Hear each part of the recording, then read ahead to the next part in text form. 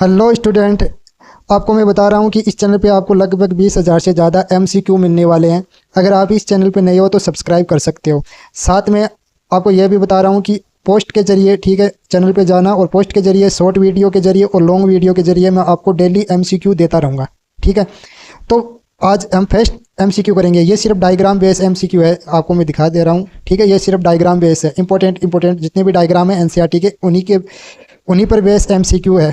तो first MCQ देखते हैं। Given figure represent.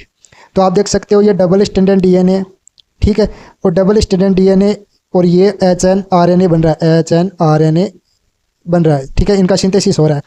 तो कौन सी डायरेक्शन में होगा सिंथेसिस? तो 5 to 3 डायरेक्शन में होगा। ठीक है, और डीएनए टेम्पलेट में जो रीडिंग होगी वो कौन सी डायरेक्शन में होगी?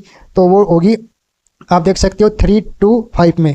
ठीक है, तो फर्स्ट क्वेश्चन तो यहीं बन जाता है कि जो एचएनआरएनए है वो, उसकी जो सिंथेसिस है वो कौन सी डायरेक्शन में होगी? तो 5 to 3 डायरेक्शन में। और डीएनए टेम्पलेट की जो रीडिंग होगी वो 3 to 5 में होगी। ठीक है, तो ये जो एचएनआरएनए बन रहा है, ठीक है, इसमें दो होता है, एक तो इंट्रॉन होता है और दूसरा एक्सॉन होता है। तो आप देख सकते हो ये इंट्रॉन के लूप बन जाते हैं और ये इंट्रॉन अंदर ही रह जाता है। ये जो इंट्रॉन होता है वो अलग हो जाते हैं। ठीक है, और ये मैच्योर एमआरएनए बनता है।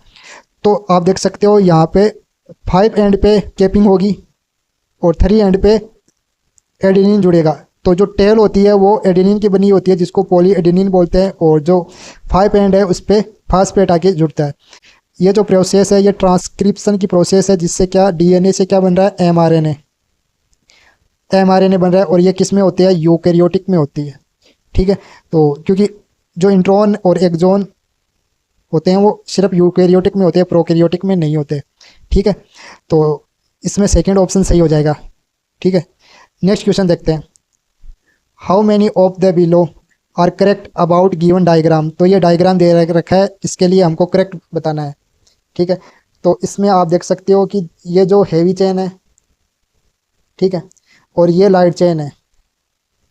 तो इसके अंदर 2 तो हैवी चेन है और 2 लाइट चेन है, तो रिप्रेजेंट एज 2 हैवी और 2 लाइट चेन, ये बिल्कुल सही है। सेकंड जो है उसमें दे रखा है कि each molecule has only 2 peptide chain. तो जो ये एंटीबॉडी दे रखी है, इसके अंदर ईच मॉलिक्यूल्स जो होते हैं वो 4 पेप्टाइड चेन के बने हुए होते हैं, जिसमें 2 तो हैवी चेन होती है और 2 लाइट चेन होती है।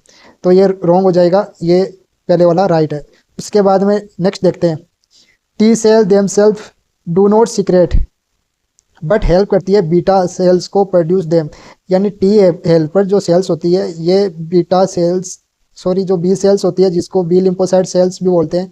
ठीक है, बी लिम्फोसाइट सेल्स की क्या करेगी? हेल्प करेगी। ठीक है, और ये बी लिम्फोसाइट सेल्स जो होती है वो एंटीबॉडी का फॉर्मेशन करती है।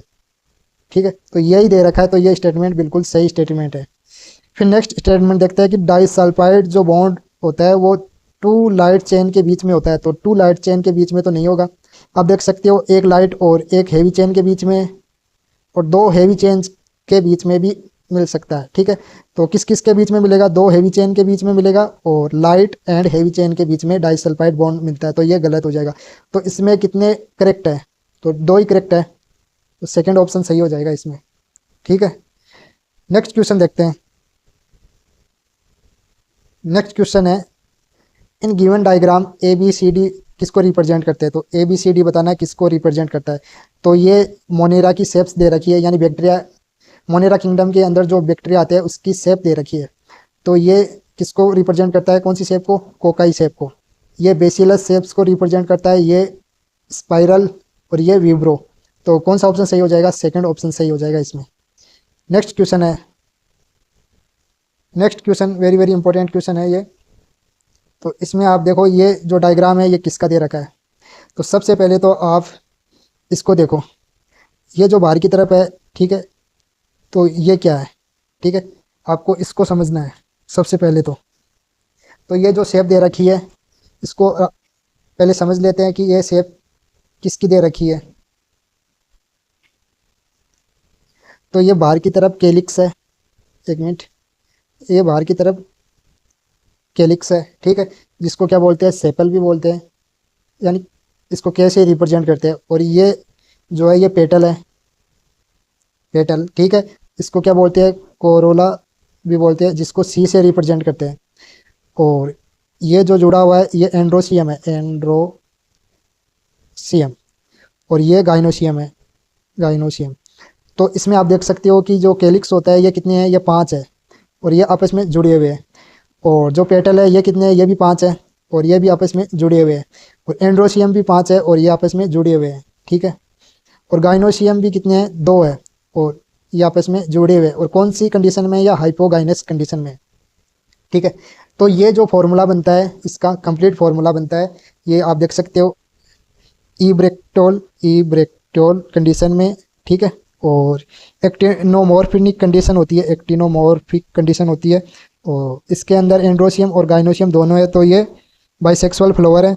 और फिर आप देख सकते हो कि इसके अंदर जो सेपल होता है ये 5 होता है, जुड़ा हुआ होता है।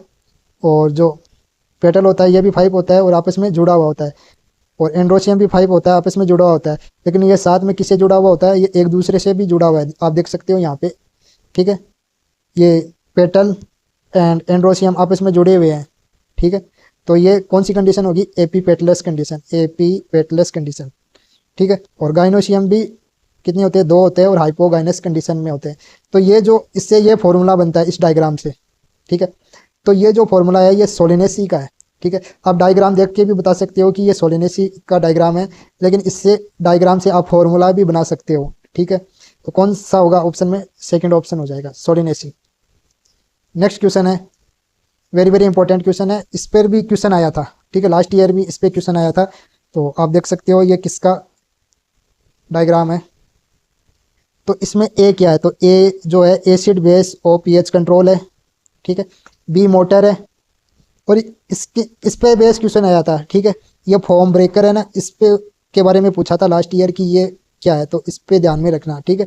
इसको वेरी वेरी इंपॉर्टेंट, इसको भी ध्यान रखना। और साथ में ये ब्लेड दे रखा है, इसको भी ध्यान में रखना, ठीक है। और ये स्टीम फॉर स्टेलाइजिंग, और ये है स्टाइल एयर, यानी बैक्टीरिया से रहित हवा। तो कौन सा ऑप्शन सही हो जाएगा इसमें, फर्स्ट ऑप्शन ही सही हो जाएगा, ठीक है। नेक्स्ट क्वेश्चन देखते हैं। नेक्स्ट क्वेश्चन भी इंपॉर्टेंट क्वेश्चन है। ये जो डायग्राम है ये किसको रिप्रेजेंट करता है, ये किसको प्रोटेक्ट करता है। तो पूछा है in given diagram plant is protect from. तो ये जो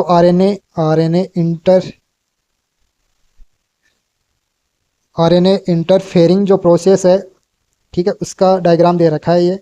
और ये निमोटोइड से प्रोटेक्ट करता है, ठीक है। तो फर्स्ट ऑप्शन सही हो जाएगा। नेक्स्ट क्वेश्चन, ये भी इंपॉर्टेंट क्वेश्चन है, ठीक है। अभी देखा, लेकिन वो उसमें और इसमें थोड़ा डिफरेंस है। तो इसमें पूछा ए क्या है, तो ए है वो यहाँ दे रखा है, ए जो है वो एंटीजन बाइंडिंग साइट है, ठीक है। ये जो है ये क्या है, एंटीजन बाइंडिंग साइट, ठीक है। बी जो है वो लाइट चेन है, ठीक है, तो इसको लाइट चेन से मैच करना है। सी जो है वो हैवी चेन है, इसको हैवी से मैच करना है। और डी क्या है, तो डी आप देख सकते हो यहाँ पे डाइसल्फाइड बॉन्ड जुड़े हुए हैं, ठीक है, डाइसल्फाइड बॉन्ड। तो डी क्या, डाइसल्फाइड बॉन्ड। तो इसमें भी आप देख सकते हो, इसमें भी डाइसल्फाइड बॉन्ड है और इसमें भी डाइसल्फाइड बॉन्ड है। तो डी डाइसल्फाइड बॉन्ड को रिप्रेजेंट करता है। तो इसमें कौन सा सही हो जाएगा, ये तो गलत है, ये भी गलत है, और तो इसमें हो जाएगा थर्ड ऑप्शन सही, ठीक है। ए एंटीजन बाइंडिंग साइट है, बी लाइट चेन है, सी हैवी चेन है और डी डाइसल्फाइड बॉन्ड है, ये बिल्कुल सही है, ठीक है। अब नेक्स्ट क्वेश्चन देखते हैं। Name the plant name the petals ABC in vexillary aestivation show in the below figure. तो पेटल के बारे में पूछा है हमको। तो पेटल के बारे में आप सब जानते हो, पेटल के बारे में आप सब जानते हो कि जो पेटल की जो कंडीशन है, सॉरी एक मिनट, C122, ये जो कंडीशन है ये किसमें, ये वेक्सिलरी कंडीशन है, वेक्सिलरी एस्टिवेशन वाली कंडीशन है, ठीक है। और ये किस में होती है, ये फाबेसी में होती है, ठीक है, फाबेसी में, ठीक है। तो ये पेटल की वेक्सिलरी कंडीशन, वेक्सिलरी एस्टिवेशन, ठीक है, वेक्सिलरी एस्टिवेशन से ध्यान में रखना। और ये किस में होती है, ये फाबेसी में मिलती है, ठीक है। तो इसमें पूछा है ए क्या है, बी क्या है एंड सी क्या है। तो आपको पता है ए क्या है, ए स्टैंडर्ड है, और बी जो है वो विंग है, और सी क्या है, कील है, ठीक है। तो कौन सा ऑप्शन सही हो जाएगा इसमें, जब मैच करते हैं तो कौन सा ऑप्शन सही हो जाएगा, फोर्थ ऑप्शन सही हो जाएगा, ठीक है। नेक्स्ट क्वेश्चन है, ये जो डायग्राम दे रखा है इसके बारे में बताना है हमको, ए क्या, बी क्या, सी क्या। तो ए जो डायग्राम है ये आरबीसी का दे रखा है, बी नर्वस सेल का दे रखा है जो कि लॉन्ग होती है और ब्रांच होती है, सी है वो डब्ल्यूबीसी का दे रखा है जो कि एम्बोवेड शेप की होती है, और जो डी है वो किसकी दे रखा है, ये जो डी है ये ट्रेकिस्ट की दे रखी है और जो कि इलोंगेटेड होती है। तो कौन सा ऑप्शन सही हो जाएगा इसमें, इसके अंदर कौन सा ऑप्शन सही हो जाएगा, सेकंड ऑप्शन सही हो जाएगा।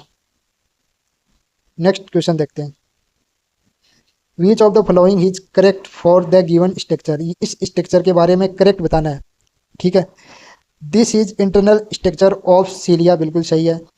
It is covered with plasma membrane, तो ये बाहर की तरफ प्लाज्मा मेम्ब्रेन है, ये भी सही है। This is internal structure of सीलिया, तो सीलिया और फ्लैजिला की इंटरनल स्ट्रक्चर है, ये तीनों ही सही है, ठीक है इसमें। तो इसके लिए तीनों ही कंडीशन सही है। और इसमें जो 9+2 कंडीशन मिलती है सीलिया एंड फ्लैजिला में 9+2, ये ध्यान में रखना, इसमें आप कंफ्यूज हो सकते हैं। और सेंट्रल में 9-0 condition. Very very important question है, इस क्वेश्चन को समझना। Given image is representing the structure, तो रिप्रेजेंटिंग द स्ट्रक्चर, यहाँ पे इस क्वेश्चन को समझना। आप देख सकते हो इसकी नंबरिंग करते हैं, तो first carbon, second, third, 4 and 5 carbon, ठीक है। अब इसमें आप देख सकते हो कि ये जो रिंग है, रिंग वो 6 मेंबर रिंग है, ठीक है, 6 मेंबर रिंग। इसके अंदर 5 कार्बन है, 5 कार्बन है, ठीक है। इसके अंदर एक ऑक्सीजन है, एक ऑक्सीजन है, ठीक है। तो ये रिंग कौन सी हो जाएगी, पायरेनोज रिंग, ठीक, क्योंकि ये इसके अंदर कितने मेंबर है, 6। तो इस रिंग के बारे में सबसे पहले पता चल गया आपको। उसके बाद में देखो कि ये जो राइबोज है, ठीक है, राइबोज एंड फ्रुक्टोज, ये जो इसकी जो रिंग बनती है वो 5 मेंबर की बनती है, ठीक है। तो इसका मीनिंग है ये तो हो नहीं सकता, ठीक है, तो इसको कट कर देते हैं। अब बचा क्या, alpha D glucose and beta D glucose, यही बचा है, ठीक है। अब इसके बारे में देखते हैं, alpha D glucose and beta D glucose. तो सबसे पहले देखते हो ये फर्स्ट कार्बन है, इसमें जो OH है वो नीचे की तरफ लगा हुआ है। सेकंड कार्बन है, इसमें भी OH है वो नीचे की तरफ लगा हुआ है। थर्ड जो कार्बन है इसमें OH ऊपर की तरफ है, ठीक है। और जो फोर्थ है इसमें नीचे की तरफ, और 5 में CH2OH जो ग्रुप है ये ऊपर की तरफ लगा हुआ है। अब आप इसको कैसे पहचानोगे कि ये अल्फा है या फिर बीटा है, तो इसके लिए आपको मैं बता रहा हूँ, वेरी वेरी इंपॉर्टेंट है, इसको ध्यान में रखना कि इसके अंदर जो फर्स्ट कार्बन है, फर्स्ट कार्बन एंड 5 कार्बन, अगर इसका जो ग्रुप है वो आपस में अपोजिट साइड में है, अपोजिट साइड में, तब तो क्या होगा, अल्फा होगा, अल्फा एनोमर बनेगा, ठीक है, अल्फा एनोमर। लेकिन अगर ये सेम साइड में है, फर्स्ट कार्बन और 5 कार्बन पे जो जुड़ा हुआ ग्रुप है ये सेम साइड में है, सेम, तब कौन सा एनोमर बनता है, बीटा, बीटा एनोमर, ठीक है, एनोमर बनेगा।